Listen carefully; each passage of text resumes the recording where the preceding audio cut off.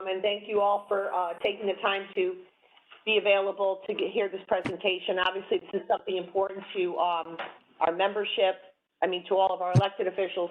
This is a program that we've been talking about since I came in, how we needed a more comprehensive plan that evaluated all of our roads so that we had a better sense of what our needs were townwide, every single road. So that's exactly what this plan is. It's an evaluation by third-party consultant who looked at our roads in depth, and it gave us a good report, which I think will be really valuable, not just going forward as we build budgets, but also in our capital expenses.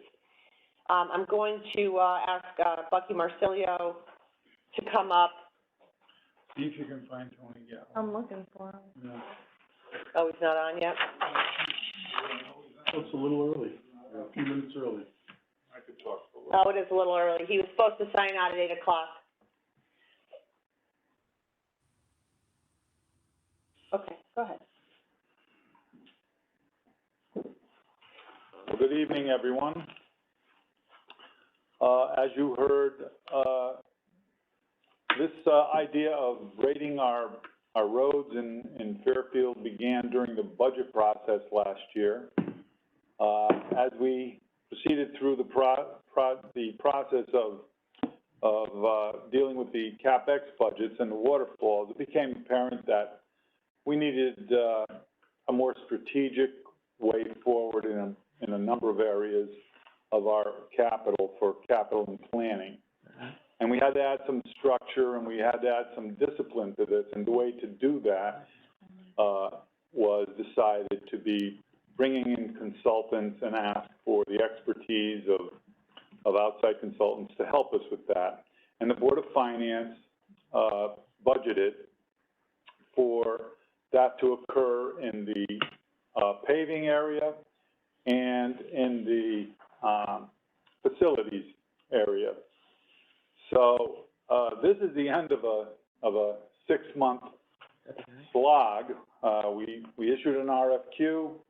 We hired a consultant, or we selected a consultant, Beta Engineering.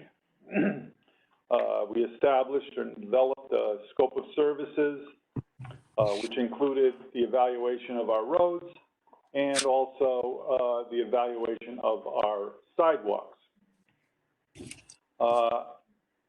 Once that scope was completed, we entered into a contract and we began the data collection phase.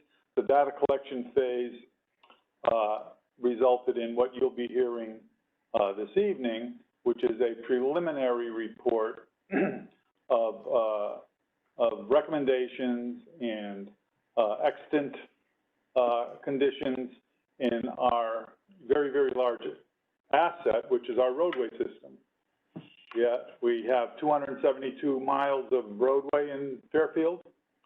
You could honestly say that the roads are worth $1 million a mile, and with all the piping and drainage and everything that's under them, and consequently, it's your second largest asset. It is, after the Board of Education facilities, the roadway system is the second most valuable asset in our town.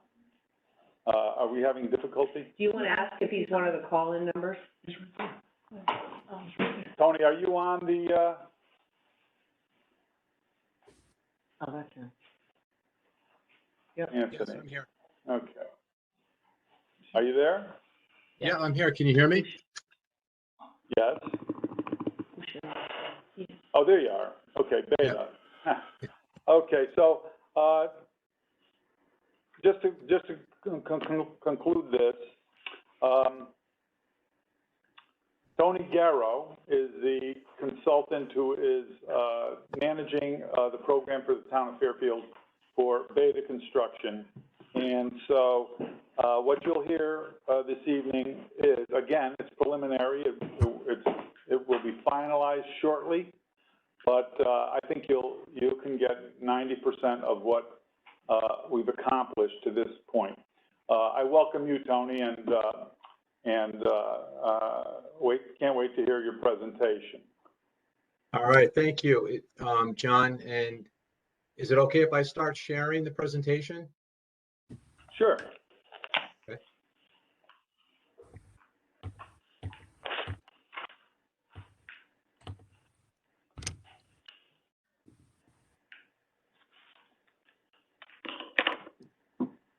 Okay, can everyone see that screen?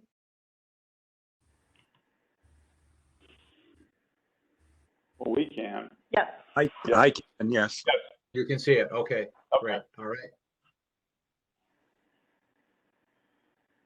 All right, I'm going to start the slideshow.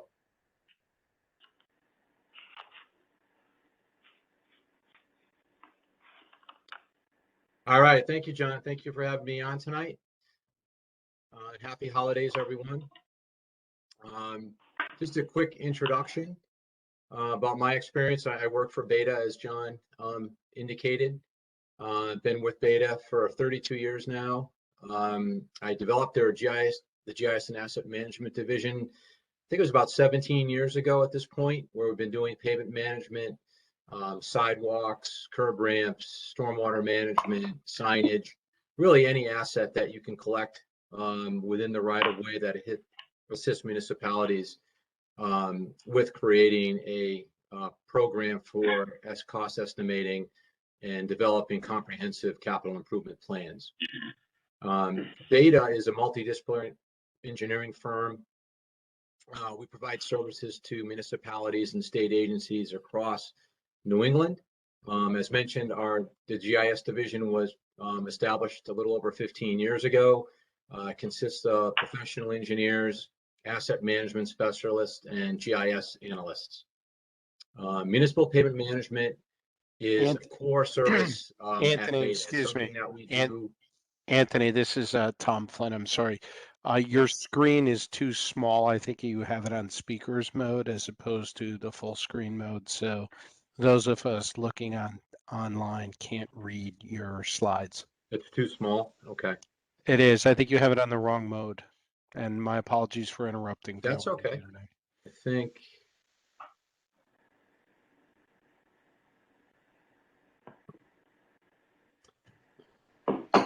Just a minute, bear with me.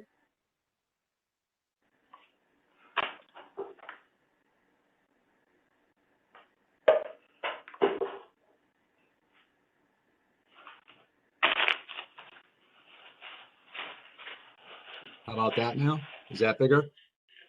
You see where it says Go ahead. you see where it says display setting up on top? If you Yes. click that and switch, say swap. Okay, how's that? Okay, Good job, that's Chris. good. All right, Thank you. thank you. I'm used to Zoom and Teams. All right, so that's good for everyone to see now? Yes. All right, great. So I think where I left off, I was saying that municipal pavement management is a core service at Beta. It's something we do every day. We have a team dedicated to do this work. We're working in over 35 towns in Connecticut and more than 150 across New England. So, why do you do pavement management? What are the benefits? Primarily it's going to allow you to be proactive rather than reactive by having this wholesale amount of information that's been collected in the field. But more importantly, like John alluded to, the roadways are a major investment, for every community. So it's going to allow you to protect your investment, maximize the lifespan of the roadway by essentially applying the right repair at the right time. And ultimately, it's going to give you a tool to track all of this information and provide you with a foundation or a tool for for decision making and planning. I can't do a pavement management presentation without showing the industry standard deterioration curve. So what you're seeing here on this graphic, every roadway in town was scored 0 to 100. So on the left side here, you see going from essentially 0 up to 100. And then you can see the curve as pavement deteriorates over time. So the important thing about following pavement management, or the concepts of pavement management, are really understanding where that critical moment is in a pavement's lifespan. So here you can see right about here on the curve where you're going to be spending $1 essentially if you can catch that roadway before it starts to deteriorate at a faster rate versus spending $25 more here as you drop down to a major rehab or reconstruction or full depth type repair need. But in terms of the overall goals of the program, again, we conducted an assessment of all the roadways in the community, 272 road miles. Now we have information, data, reports that we've submitted now that presents the conditions and the needs and ultimately the estimated costs to repair each roadway. But again, ultimately, it's providing you with a planning and prioritization tool as you move ahead. So the project really essentially involves a 5-step process. The first step in the project was configuring the database and the GIS mapping that we use for the project. This is a GIS-centric project where everything is tied to mapping that allows you ultimately to analyze the information, conduct spatial analysis, and also integrate other asset layers into the program. The bulk of the project is the pavement inspection process where we rode all the roadways, collected information, essentially imagery on all the roadways, and I'll get to into more of that in a second. And then ultimately, once the data is captured and that standard 0 to 100 score is calculated, then you can conduct analysis and then start planning and prioritization of roadway improvements. And that's essentially where we are now. It's very important to note that, you need to maintain the program. You've made an investment in hiring data to come in and do this study. So ultimately, you need to maintain the data on an annual basis. So the inspection program consisted of approximately 272 road miles. So that's your town accepted miles. But the town does consist of a little over 340 road miles totally, if you also include the private and state routes that make up the community. But the focus was on the 272 miles. So how did we do this? So we implemented an automated approach for this project. There are different types of methodologies that you can follow. This happens to be one that we're utilizing now. I think we're up to about 60 communities in New England. But essentially, it's a machine learning process, or AI. It provides for a non-biased assessment. It's repeatable. So you can come back, in 3 to 4 years and do a new assessment, and you're going to ultimately have the same methodology, same type of calculations that are happening behind the scenes to score your roadways. Information is created every 10 feet, so it's very detailed across the network. And, it allows you to isolate pavement issues and, again, develop those scores.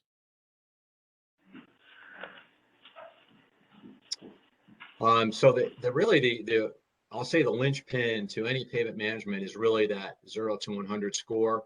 So when we're looking at establishing that 0 to 100 score, which we call a road surface rating, or RSR, so I'll be alluding to that RSR, which is essentially the same thing as a PCI. But you can see these different, across the left here, these are the different types of distresses or issues that go into calculating that 0 to 100 score.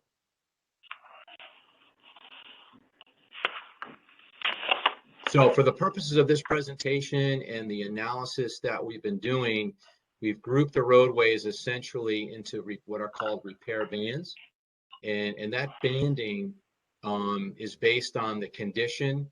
And again, that 0 to 100 score, which is really servicing as a means for isolating and identifying appropriate repairs.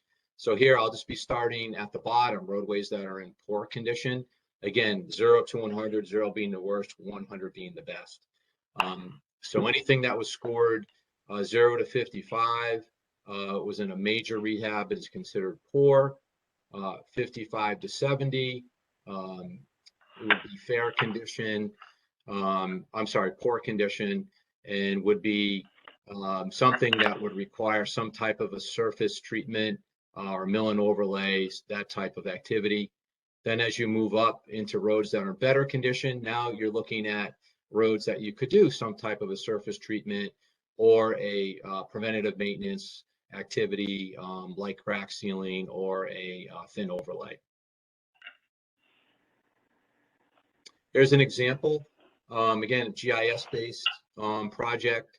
So here we are on Jennings Road, and you can see the different segments or sections of road that go intersection to intersection. So each segment is scored 0 to 100, and then we are able to thematically map those conditions using different colors. And you can see here red essentially being, road section that's in poor condition. But ultimately, you can have different conditions along a road. So what we want to do is through the pavement management software, we want to establish a weighted average for the roadway as a whole. So with the robotics process, we have data every 10 feet. We have data scores on every segment, but then we can also roll it up and develop a composite score for each roadway as a whole. So it's very flexible in terms of how we can analyze and present the data in the GIS. Here's some examples. Roadways that are in good condition. Here, this roadway scored a 99. You can see the condition that it's in. I believe this is Gilbert Highway, scored a 99. The next roadway scored an 84. Baldwin Terrace. Going to the next slide, these are in fair condition. The top one scoring a 71. I believe that's Ludlow Boulevard. One below it scored a 59. And you can see now, you can see the different distresses, how they start to appear, and you can see how the scores start to get lower as you see the imagery. And then the last one here, you can really see, I think that's Thompson Street is the last one, which scored an R, which was basically the lowest in the community. And you can see the textbook alligator cracking, patching potholes that exists on this section of road. So from there, now we have all the information captured, all the roadways are now scored, again, at 0 to 100. And we're able to now basically break up those roads into specific categories. And you can see here on the left-hand side, we have roads going from major rehab to minor rehab, preventative maintenance, routine maintenance, and deferred maintenance. Essentially, those are roads that at this point, there isn't a repair being recommended. However, within the software, there's a built-in deterioration curve. So a roadway that essentially is say a 90 today, a year from now could be an 88 or an 87, depending upon the roadway functional classification or the amount of traffic that influences how quickly a roadway deteriorates. The overall network score is an 82.35, which is a very good score.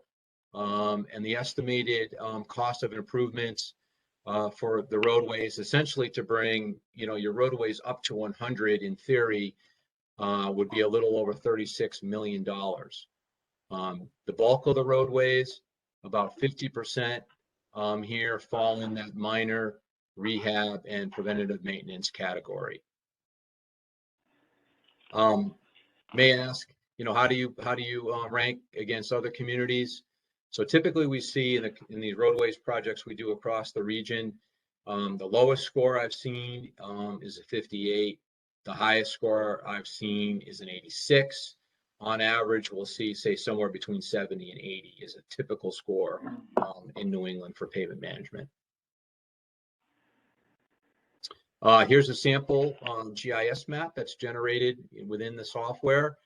Here, what this is displaying is the road segments by that repair category: major rehab, minor rehab, preventative, routine, and no maintenance required.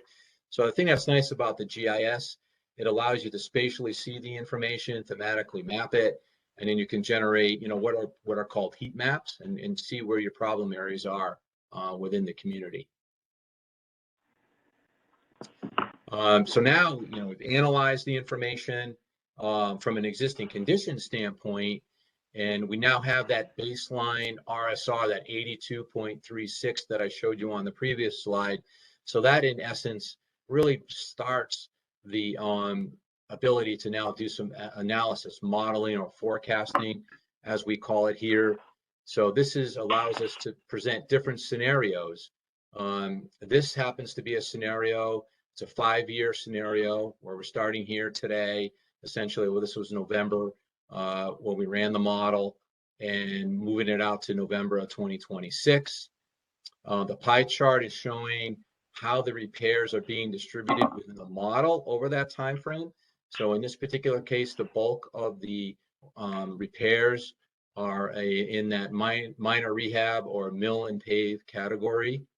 And if you're looking at the different budget scenarios, we're looking at about 4.25 million to essentially maintain that 82.36. Actually, you're improving a little bit, but really to get up, if you wanted to set some targets, which we've been talking to John about, then we can look at what it's going to take really to reach an 85 or to reach a 90.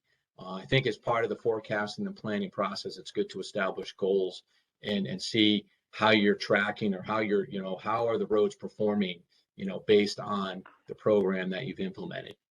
So this is some cool stuff that we can do. And I think this is really the fun part of pavement management, is doing this type of analysis. So after we've done the forecasting, now we're going into that next phase, which to me is really the critical phase, where now you're starting to identify roadways for inclusion in your plan. Whether it be a 3, 5, or 10-year plan. Right now, we've developed a 5-year plan, and we're going to be adding 5 more years on to the plan as well. But the software generates what's called a cost-benefit value analysis, or a cost-benefit value. So a CBV is assigned to each roadway across the network, the 272 road miles.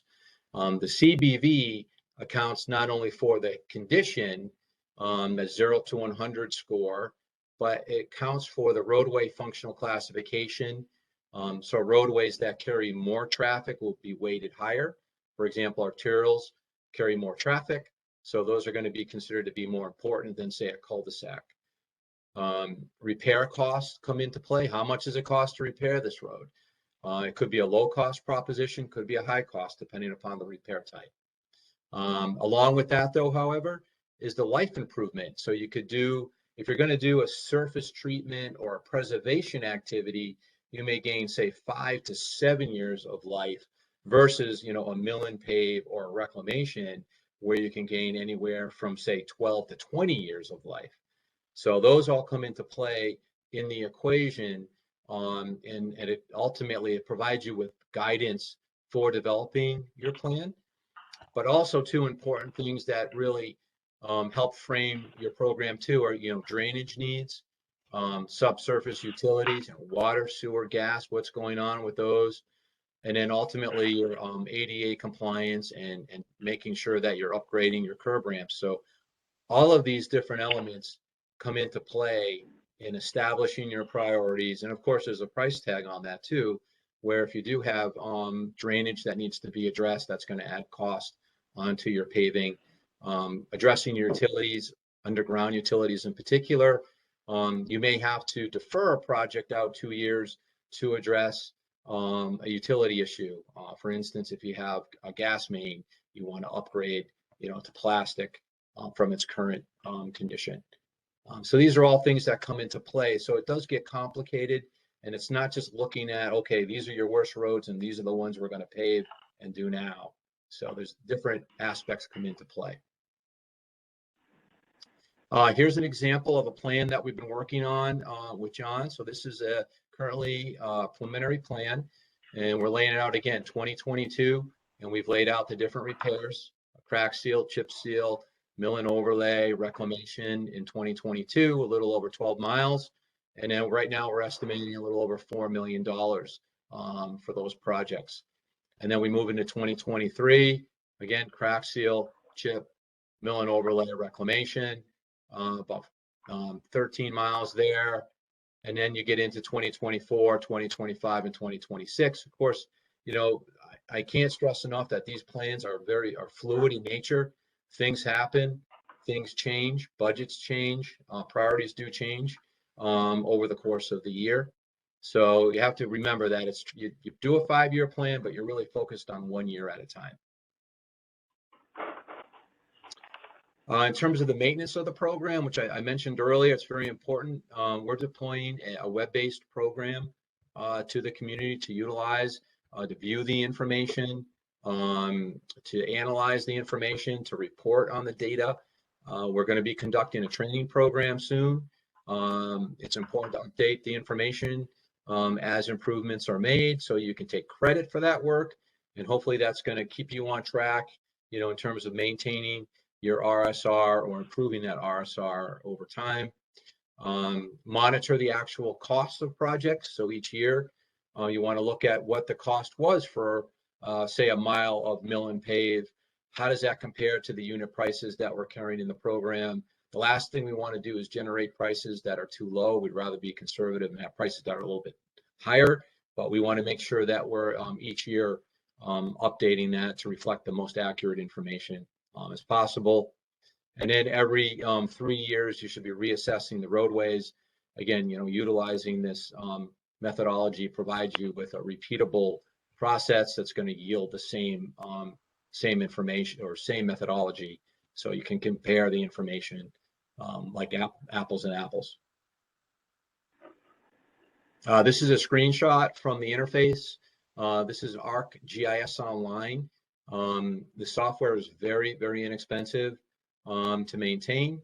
And right now, basically, it's showing, you know, the backlog, the miles of road, total square yards within the community.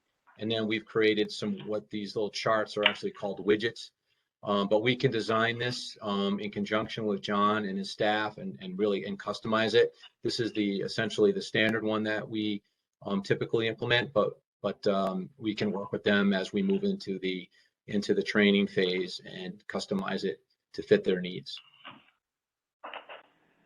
So just to conclude your remarks, the town has a comprehensive inventory of roadways. It's going to allow you to generate analysis, be more effective in your prioritization of roadways. It's designed to limit dollars, you know, maximize your dollars. And then, you know, it's capable of assessing different types of scenarios based on different strategies. So by having the information and the investment you've made in collecting all the data and, you know, the tools you have, it provides you with a comprehensive tool as you move forward. And ultimately, I'd like to say that the system that we've created is a very user-friendly program, and we're here to help the community as we move ahead. And on an annual basis, we're going to help update and conduct additional analysis as needed. With that, thank you, and I can take questions. Thank you, Tony.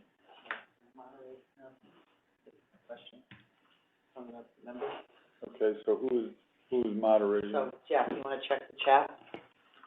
Okay. Do you want me to stop sharing or keep the display up? No, I think you can take that down. you can take it down. Thank you. Okay. So now we're going to, if members could just put their names in the chat section, and then we'll go to everyone in order for them to ask their question. John Kuhn. Okay, John Kuhn is up first. Go ahead, John. Sure. Just for clarification, it's John Kuhn, RTM I'm District sorry. 7. Thank you very much for this. Just out of curiosity, was this distributed in its final format to all of the RTM and everybody before this meeting? It's a draft, Representative. We wanted to make the presentation. We have. Sure, I understand. I understand it's a draft. I have a draft of 4 pages from November 15th, and I believe I saw a date on this of December 5th.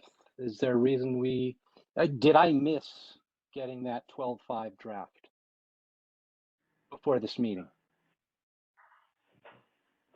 No, I don't think so. We wanted to make the presentation. This is part of the capital plan, and this will be part of the capital workshop, but in an Okay. effort to save time during the capital workshop, we wanted to make the presentation at a separate meeting so that, because typically the capital workshop goes very, very long. Okay, so I did not get that. We were not given that even though it was sent to us, I guess, on the 5th of December, and we did not get it till the 7th. Is that correct? I'm not sure what you were sent, John. I have from a draft from the 11:15 that was sent by Betsy with all the information about the meeting. 4 pages. Okay, so that was information provided Okay. to you prior to the meeting, correct? So we're Right, trying to be really efficient with our time, so we I have questions understand about the actual my- presentation. Okay, my question is, let me rephrase my question. If the information was available on the 5th, why wasn't it not distributed to all of us who are at the meeting tonight prior to the meeting? I'm not sure, John, I'd have to check into it. My staff shared information with Betsy. We can follow up with you tomorrow, but if you want to ask a question directly about the presentation, Yes, I do. that would be Yes. helpful. I do. Sure. I'm sorry, the gentleman who presented, I've forgotten your name. My apologies. No worries, Tony. Thank you, Tony. Yep. You talked about a typical road rating in New England of 70 to 80. And you mentioned that we're roughly an 83, 82.9 or something like that, which suggests to me that we're in decent shape. If it were on a bell curve, I would guess that this puts us, I don't know, high 80%, maybe low 90% overall. Is that a fair assumption? Yeah, I would say that, based on your network score, you're in a good score. It's, a very good score. Again, 70 to 80 is typical. You're above 80. There was a lot of preservation work that was done. So that can, essentially skew the information a little bit. So you have to be careful with that. And that's why we want to track the performance moving ahead and making sure that those roads are going to start to deteriorate within the software. And so that score you could see that start to go down if you don't maximize your opportunity and invest in the road program. Okay, and I've got a bunch of questions on numbers and history, but I think that's probably for the capital thing. But I guess sort of maybe both a qualitative and quantitative question. What does getting a score of a 90? You mentioned, having goal setting, and in some of this material, it looks like it's shooting for a 90. What does that mean for a town like Fairfield? What are the benefits? I'm sorry, in terms of roads that scored in the 90s? Yeah. What are the benefits of that as opposed to an 83? Well, the benefit of a road in the 90 right now, there's not going to be any, maintenance required. There'll be do nothing essentially for that road. However, that 90 is ultimately going to become lower over time. Again, if you follow the deterioration curve and based on the volume of traffic that roadway may carry, you're going to see that roadway, 90 today, 3 years from now, it could be an 84. And now what that would mean is you'd have some type of a routine maintenance activity, crack sealing, for instance, would be applicable for that. So ultimately, there's going to be some type of repair assigned to it. Maybe not today, but you'll see something assigned to it, in 2 or 3 years from now. Sure. I guess my question, and maybe it is more qualitative, is having a road system that your rating would come out as a 90 versus our 83? What are the benefits of the expenditures that it would take to get us there, as opposed to continuing to maintain with a lower cost 83 Oh, I profile see. road Yeah, system? I understand. So what, if you could say, if you set a target and you're able to budget funds to get you to a 90, for instance, and, you know, say that's a 5-year time frame, what that's going to allow you to do, it's going to put you into, I'll say, a situation for a period of time where you could focus on lower cost repairs during a window of time is what that's going to do. But I caution you, when you don't want to get too wrapped up in just doing, say, preservation activities. Preservation is important; it has its place, but you don't want to just focus on that. You want to have a, you know, a well-balanced program each year, and that's really what you want to do. And you're going to have your best. I'll say your optimization of your network will have the best result. Okay, thank you. Thank you. And just to clarify, John, my staff looked while you were asking questions. The only information we sent out was on December 2nd, was the 4 pages that you have. So I'm not, I don't know what you got in November. Well, it's dated. No, a draft dated November 15th, 2021. Oh, it was dated, right. So Right. I don't know what the date was on it, but we did send it out in December, So prior to this meeting. my question is, it looked like the presentation was dated 12/5, and you know, that's a couple days ago. Is there some reason that that wasn't sent to us as well? I have no, I don't know what presentation. We gave you the backup for the meeting. The on one that December was 2nd. just the one that was just given to us. The one that was just shown us. I don't, oh, well, that was the presentation done by the consultant. That's his. Okay, so you did not have a copy of that prior to this. I don't have a copy of it. Okay, that's my question. That Okay. the latest information is 11/15. The presentation we just got had a date on it of 12/5. That's a PowerPoint, right. But the Yes. information we sent was on December 2nd. Right. My question is, if we as the town of Fairfield had the presentation of 12/5, why was that not distributed to all of us so that we could have gone through it ahead of time? You talked about efficiencies. That would have been more efficient, I think, for all of us. Okay, thank you. Our next question representative is Jill Bagara. Hi, can you hear me? Yes. Yes. Okay, thank you. I apologize that I can't be on camera. I'm having some difficulty with my internet connection, so I'm really sorry. I very much appreciate you giving us this presentation and being able to meet in a joint fashion with the Board of Selectmen and the Board of Finance. Thank you, Tony, for giving us this presentation. I had a question about a term that you used on one of the slides, the roadway functional classification. I was going to ask you about this because I was hoping that you were all going to assess the utility for the town for each of the roads, and that was going to factor into the cost benefit analysis for us in determining which roads we were going to focus on. What goes into your assessment of that roadway classification, the functional classification? So the functional classifications that we use are established by CONDOT. So those, it's the standard ones across the state.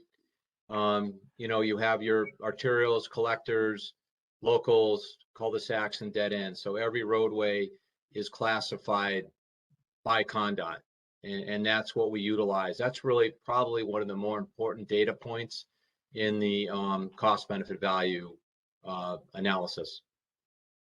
Do you get any more granular in terms of usage of particular roads and how many cars are utilizing certain roads each day to be able to prioritize certain roads?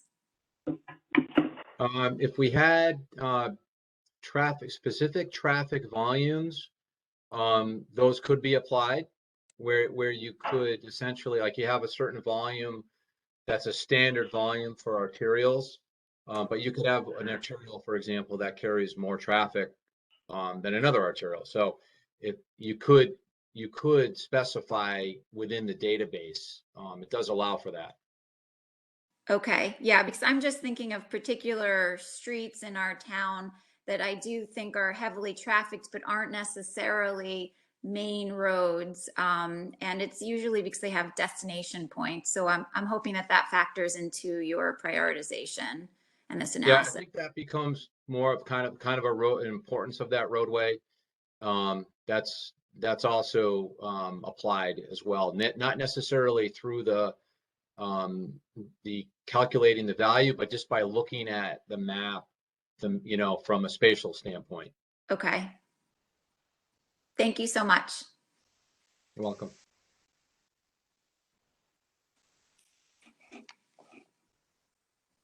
Okay, thank you, Jill. The next is Representative Jeff Galdenzi. Jeff? Tony, couple questions. I guess they're all sort of related to the inputs of your prioritization. So, following on what Representative Vergara was saying, do you also look at things like industrial versus residential? And then there's a cement concrete area, right, or cement trucks coming out. They're obviously going to be a lot heavier and do more damage to a road versus a residential. Is that ever taken into consideration in any way? Yeah, truck traffic typically, when it comes to, again, looking at the functional classification, typically you're going to find your major thoroughfares carrying more truck traffic. So, that's essentially accounted for or weighted more so at that level. Okay. But if you have a roadway, a specific roadway that's providing access, to a industrial park or something like that, that may not be accounted for. So does the software allow for that? It just has to be solicited and inputted into. It would have to be an input. Yeah. So there's a refinement that the town could do to help with that map. Exactly. And that's the good thing about it, is you're just getting started. So as we, help the community start to use the software, we can make it better and better each year. All right. And second question is, with this tool and this planning, how is this layered with the utility companies? There's that classic scenario where the road is dug up and it's repaved, and then it's dug up again in 2 months because somebody's putting in a gas main or a water line after the road was just worked on. And that's why you want to have the 5-year plan. So now, John and his staff have a report where they can share with utilities in advance. And then that allows us to identify roads that, there could be a specific project planned, next year, for instance. And then we would not want to include that project in 2022. We'd want to bump it out to 2023 or 2024 to avoid that. That's really the last thing we want, is to have fresh pavement and then, 3 or 4 months later, have a utility cut. So your other clients are coordinating with utility companies, and that you're seeing. Yeah, absolutely. Yep. Okay, thank you. You're welcome. Thank you. Our next up is Kevin Stark. Thanks for taking my question. The first one is, in one of the early slides, you showed road degradation by year, and it looks like around year 16, roads tend to fall apart. But in a normal municipal road network, excluding highways, what about usage? Is there much variance in terms of how quickly one road that is used more frequently gets to that major rehabilitation stage than a much less used road? Yeah, so the way the program is built, the functional classification, I keep pointing to that. That's why it's an important data point. That essentially controls the level of deterioration. So a roadway that carries more traffic will deteriorate at a faster rate. So an arterial deteriorates at a faster rate than a cul-de-sac. Mhm. So you're going to get more life years added to a cul-de-sac than you will to an arterial. Got it. Second question would be whether, let me start again. It would seem wise to prioritize not only roads that are high traffic, but are also somewhat dangerous, like windy, et cetera. Can your software accommodate both of those variables? In terms of safety, meaning the geometry, Yeah, well, horizontal curve, vertical put the map curves. back on the screen, I could see that Greenfield Hill roads were in good shape, but they're also quite windy and dangerous. But whereas here in my area of town, everything was yellow in the District 4, District 5 Stratfield section. But it's a grid, and a lot of those streets are not really through streets. So the software does not account for that. It could be accounted for, again, that cost benefit value tool is customizable. So if you did want to add another input, related to safety, you could do that, but then it may start to, water down the analysis a little bit. So you want to be cautious with that. But I think when it comes to safety, which I think is important, that's a good point that you make. I think that becomes more of an observation and something that's done manually as when you're developing the program. Thank you. Thank you, Kevin. Chris DeWitt? Thank you very much, Chris DeWitt. I want to address a couple questions to Bucky, because literally he's the rubber that hits the road in this scenario here, right? This is a good analysis, but Bucky's the guy who's going to be, rolling this out. So good evening. Good evening. So is beta, or this beta program, going to be the tool you're going to use going forward to prioritize which roads come next and how many roads and in that regard? Not beta standalone. Beta will be the basis of it, but as you just heard, there have to be adjustments from utility companies, programs, and the like. And we also have other issues that come up in an engineering review of roads that talk about the geometry of the road and how they drain and things like that.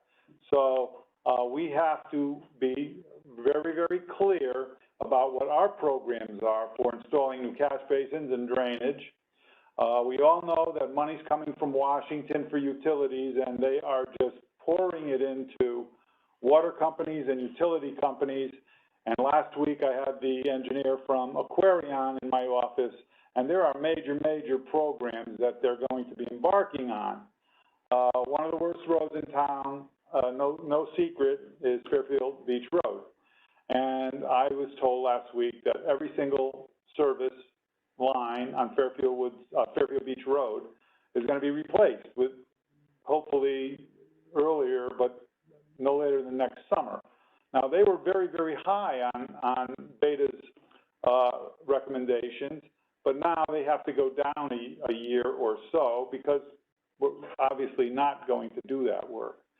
I hope that answered your question. There's many factors that the town is going to insert in these programs that will modify them to make sure that we are prudently spending these investments.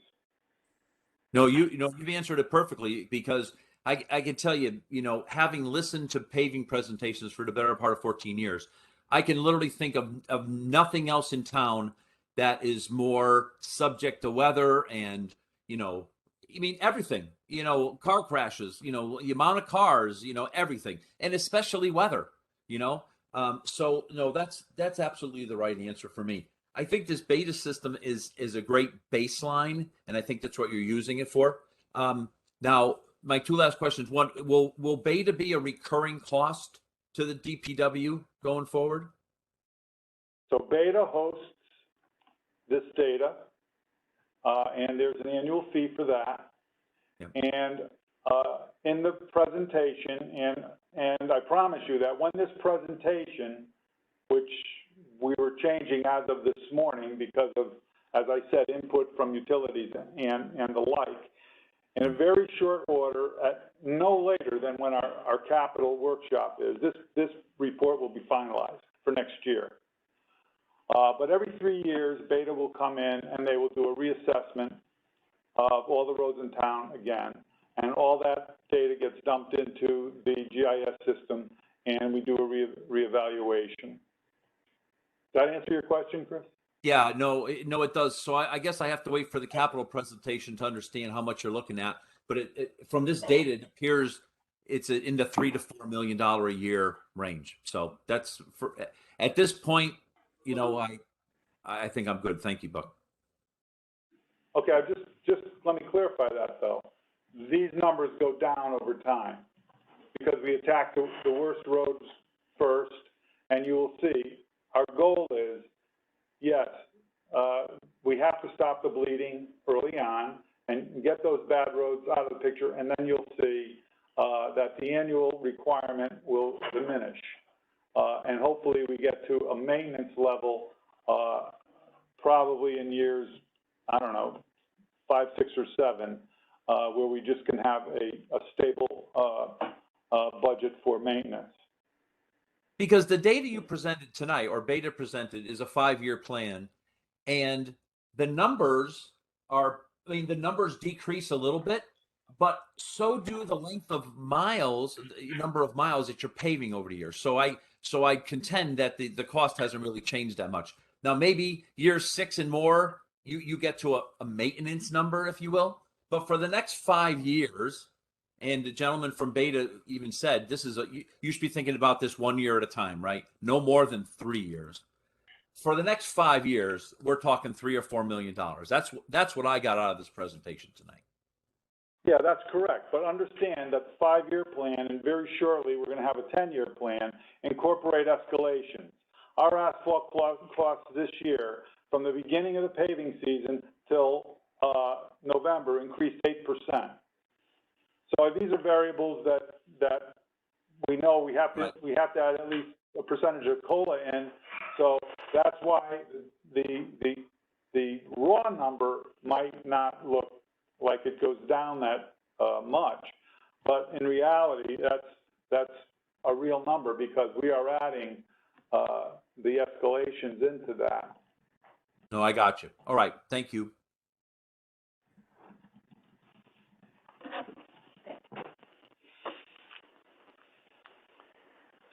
Okay, I just want to know, before I call on our next speaker, it's 10 of 9. We are going till 9:15 because the Board of Finance is going to reconvene. We do have 8 speakers up on the board. Our next speaker is Laura Carson. Or question. A question. Hi, Thank it's you. Laura Carson, RTM District 4.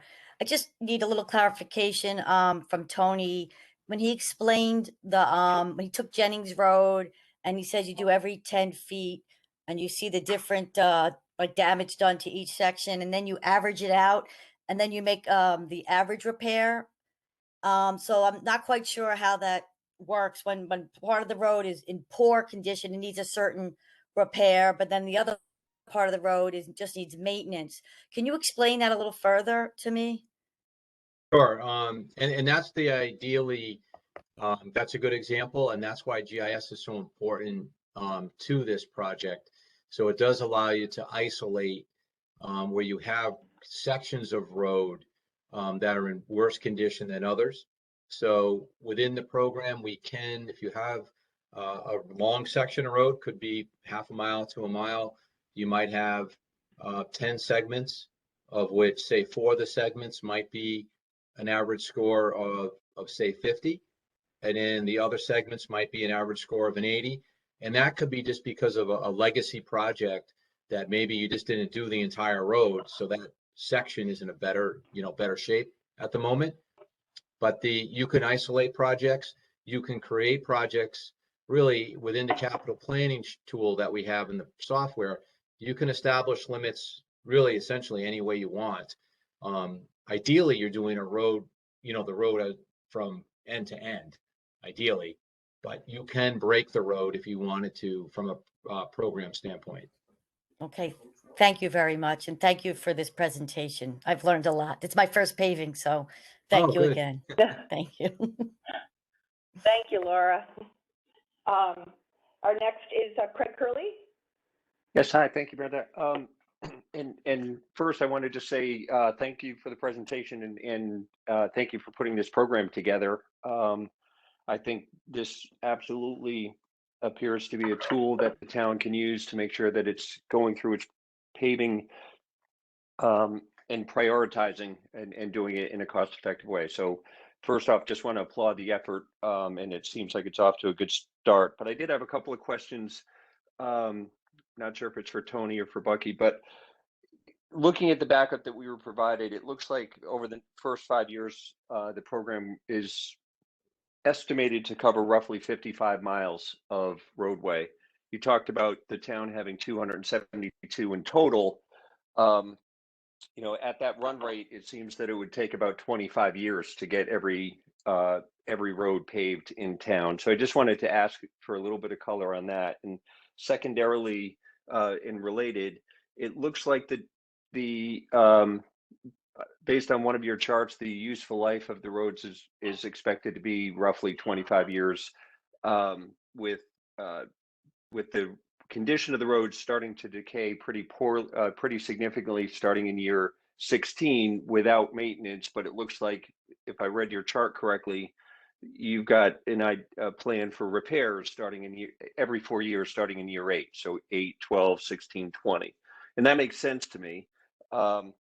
But I just wanted to ask for a little bit more color and understanding about how we get from 55 miles in 5 years to 272 miles over time, and what those years 6 through whenever might look like as part of the program. In terms of the miles covered, so theoretically, most projects or communities we work in, you're only doing a major activity on a roadway really every 20 years. But within that 20-year window, you'll be doing some type of routine maintenance. Could be crack sealing, that could be done in the first, say, 5 years, and then some type of a preservation activity along the way. But from a major repair standpoint, you're looking at really once every 20 years, ideally. And we're not really seeing 25-year life out of roads anymore. It's typically now it's more in the 20-year range now, and that's just mainly because the volume of traffic on roads has increased. Asphalt may not be, as good as it used to be.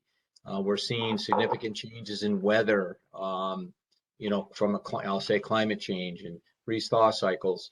So we are seeing a little bit more impact from Mother Nature, in terms of the lifespan of roads.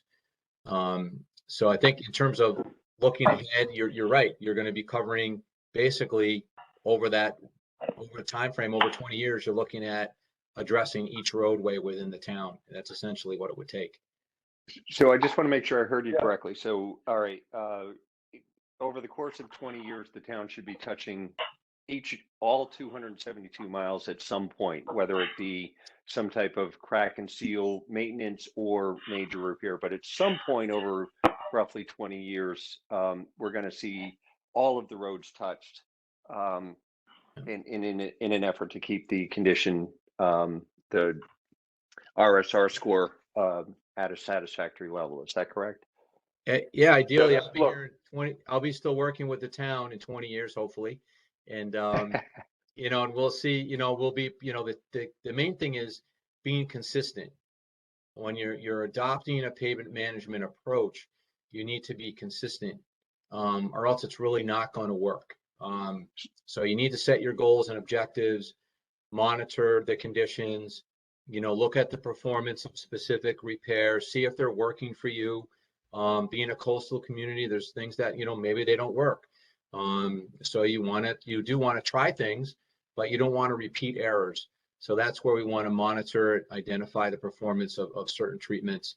And then that way you're going to really maximize your budget dollars as you move ahead. And I appreciate that other people have questions, so I'll be real quick. I guess my only ask as we lead into the budget cycle for this type of program, I'd like to make sure that we on the Board of Finance and others are likely interested as well to get the full picture. I recognize that if we're talking about dollars in out years, it's going to be somewhat speculative, but at a minimum, I'd like to understand, at least from a length of miles perspective, like what is the grand plan? How do we get all 272 miles touched, and how long will that take? From there, I think we can estimate what the rolling cost might be, but right now I don't feel like I've got the full picture here. So that would be helpful. Thank you. So, okay. We're not gonna make the 9:15. Okay, our next is Tom Flynn. Thank you, and thanks for the presentation. I thought it was very well done and answered a lot of the questions and comments that I had. Number one, I was pleasantly surprised by the fact that our score was as high as it was. I was concerned that we might have a big catch-up, and I see that we don't. Number two, following off what Craig said, because that discussion was actually where I was going in a fair amount of this, was I don't necessarily see how the amount per year is going to go substantially down from where you're starting, particularly when you're saying over 20 years you've got to touch all 272 miles. And in fact, I would argue that you're probably touching all of them several times over the 20 years in order to get to the major remediation having to be done at that 20-year or so mark. So I would guess, and I'm not saying it's a bad thing, I actually think it's a good thing, with the exception of maybe COLA adjustments, each year we get to a steady state of the investment in our roads. And as you guys look forward to putting together this plan that goes out, I think that should really be the goal, because for a number of years that we've been doing this, and this is exactly what we've been asking for in the Board of Finance when I was there for that many years, that's what we've been trying to do, is A, make sure the quality of the roads are maintained, and B, make sure there was some annual consistency to the cost so that there wasn't a spike in the budget, there wasn't a hit to the taxpayer. So I think that should be the overall goal as you lay forward this plan. This was very helpful. I'll appreciate and look forward to getting more information when we go through that long-term capital planning. But I wanted to throw my 2 cents based on where I sit. So thanks very much. Thanks, Tom. Our next up is Alex Durrell. Yes, hi, thank you, Alex Durrell, RTM 3. I assume besides labor, the biggest cost is the price of crude oil for paving. Is that correct? I mean, I'm not trying to be dumb here, but. Yeah, liquid Yeah, I asphalt. can answer Yes. that. Yes, it is. It Okay. is. It's, Okay.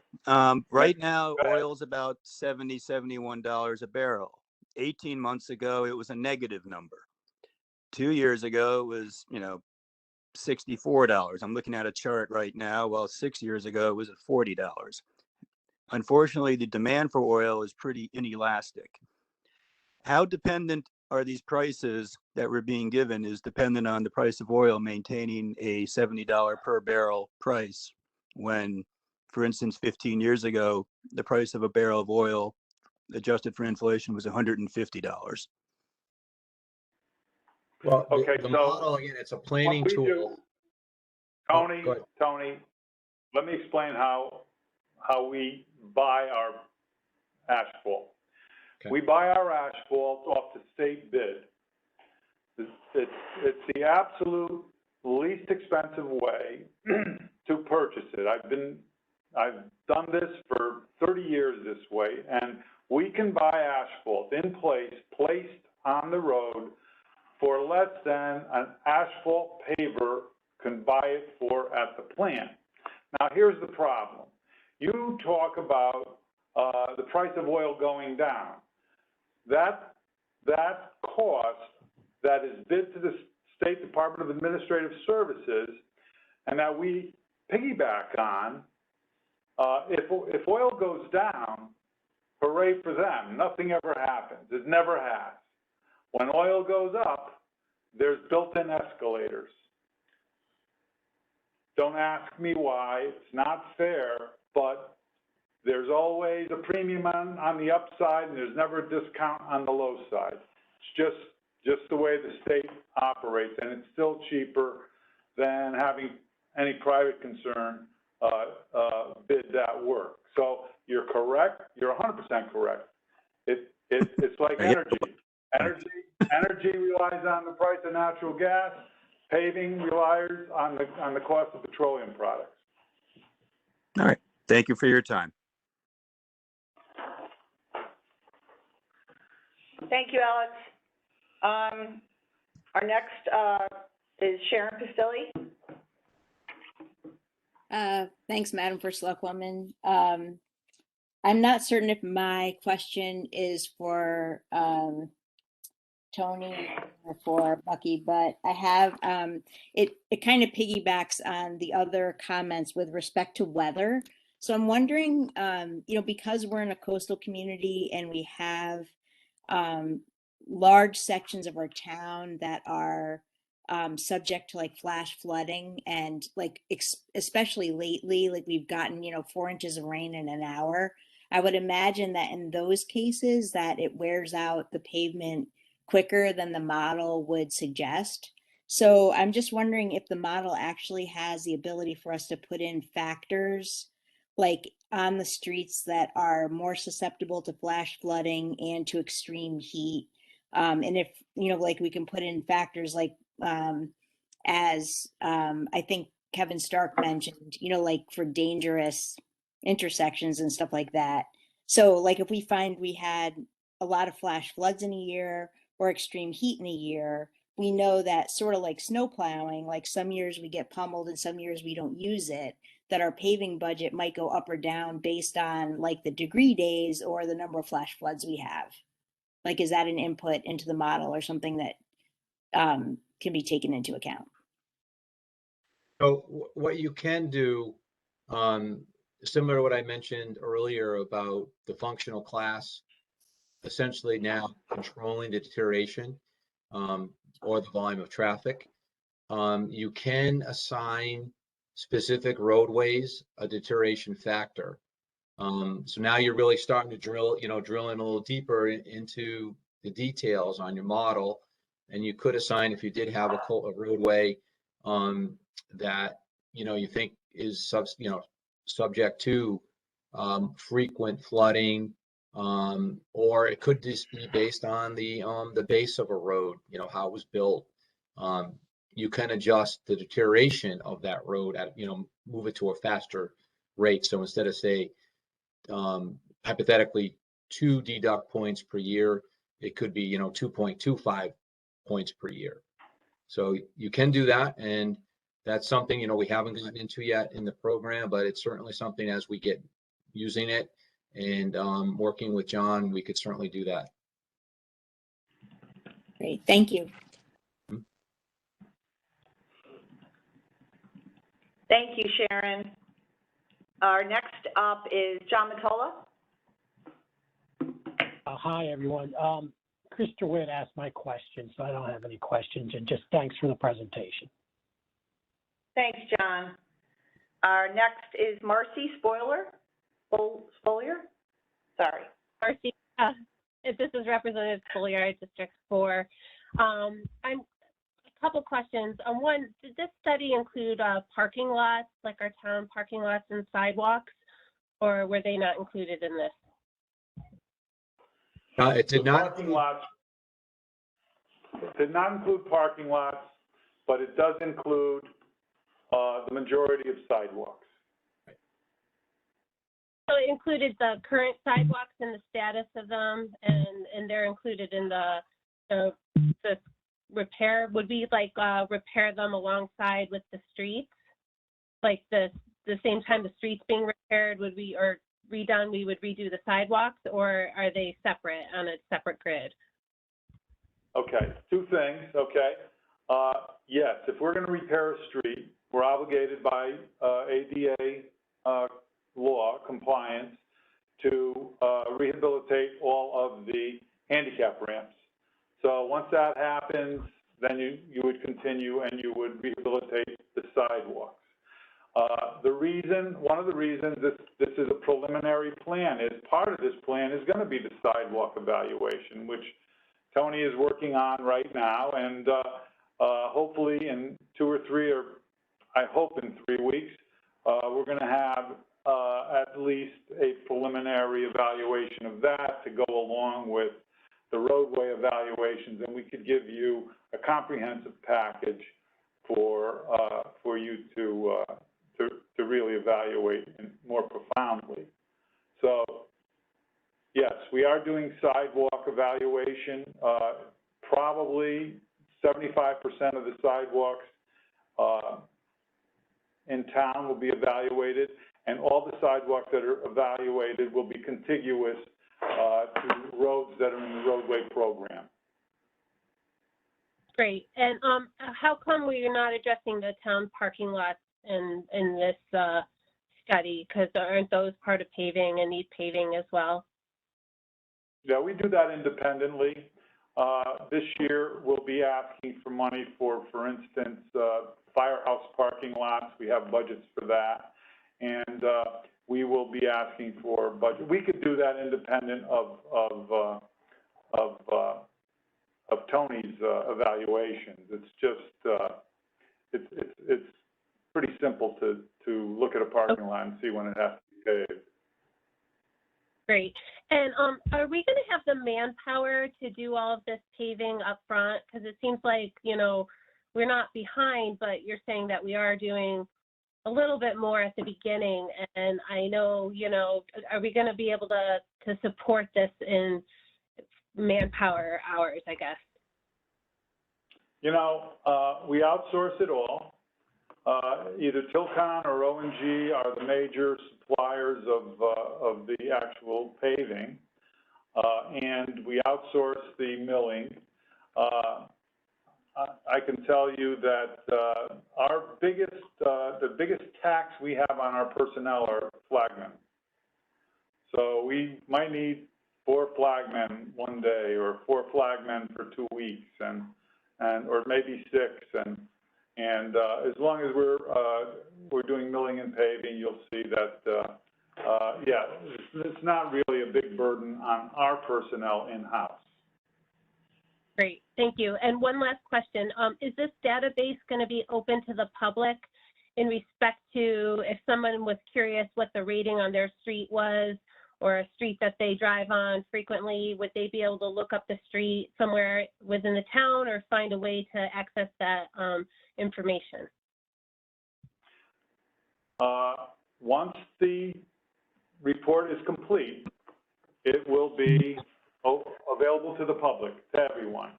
But one caveat, and that is the utility company could come in with a program that upsets the program, and we would have to juggle the lineup due to that, or other issues that might occur, that are many, that cause a road to have to move out of the queue and be addressed later on. But yes. Thank you. Thank you. Okay, we have 2 more questions, and we have approximately 5 minutes, so I apologize for that. Jack Tusani? Yes, hi, Brenda. Thank you, everybody. I just want to follow up really quick on the flooding issue. Just curious, does that also separate out streets? One of the things I learned where there were specific areas of town where there are certain streets that are more susceptible. I know you talked a little bit about flooding in a flash flood scenario, but there were a couple of streets I've learned, you know, through the campaign where residents were directly affected by flooding and on a consistent basis. So I'm curious, is there a way within this program that factors that piece of it in as well to specific streets? Thank you. So in terms of addressing drainage, would be included in when the project estimate. So if you do need to add a series of catch basins, or pipe to a discharge. So that would be addressed when you're developing the estimate in addition to the mill and overlay. We could work as part of this in working with John, we could tag roadways within the town that have, periodic flooding issues. So those would be essentially a data point, within the system. So that's something that we could certainly add. Great, thank you. Thanks, Jack. And our last is Liz Desma. Thank you, Brenda. Liz Desma, RTM District 4, and thank you, Tony, for a great presentation. I have two quick sort of budget-related questions. We had it sometime not that long ago. Paving was budgeted at about $3 million, and we had some cuts and adjustments to that, and we're quite sub that right now if you look at the current budget estimate. And, piggybacking on some of Mr. Flynn and DeWitt's comments, it looks to me, even if you think there will be some downward pressure on those numbers after this 5-year period, that our operating budget should look more like $3 million for paving to maintain this program going forward. That's a question if it can be answered. And then I have one more comment about funding. Well, Liz, I had spoken to the leadership of the Board of Finance the prior year about how potentially we could be looking at catch-up. I know that Lori Charlton, we discussed that as well in the past about catch-up paving. So, for example, if you look at the report that they provided, some of these roads would last 20 years or more, which would qualify for a bonding situation. Obviously, you don't want to, I don't personally wouldn't want to load up an operating budget with paving and raise everyone's taxes when we could potentially do some catch up in the waterfall. And obviously, that's a decision that the Board of Finance and others can make along with everyone. But I think paved roads are a very important item for our community. People care about it a lot. And, obviously to be able to catch up would either significantly cause tax increases to our community, or we could do it in a way that we did some catch up and then some operating budget, and then over time get to the point where our roads are really, all our roads are in pretty good shape. But obviously that's, that's a decision for town bodies to weigh in on, and hopefully we'll be discussing that in more detail at the capital planning workshop. Right, thank you. So I would say that, a maybe one-time non-recurring is appropriate for bonding, but that recurring belongs in the operating budget. My last question is on the ARPA funds, which have to be spent by 2023. I think we have $2.5 million for paving. Is that going to be factored into this? 24, isn't it? Jared, when is what is the deadline on the ARPA? The end of 24. It's the end of 24, Liz. Okay. Yes, and it's $2.5 million. And will that be factored into the catch-up, or how will that be spent? Yeah, well, yes, absolutely, yeah. I mean, that's why we put it in there, because we knew we had so much catch-up. This was before we had this report, but we, obviously had an inclination that we had some catch-up to do. So that will be factored in during the capital as well. Okay. Thank you, Brendan. Thank you, Tony. Thank you. All right, well, I appreciate everybody's time, and wow, we just made it, Lori. Amazing. Okay. Well, I appreciate everybody's time, and hopefully members felt that this was information was helpful, and hopefully going forward for the capital planning, it'll be helpful as well.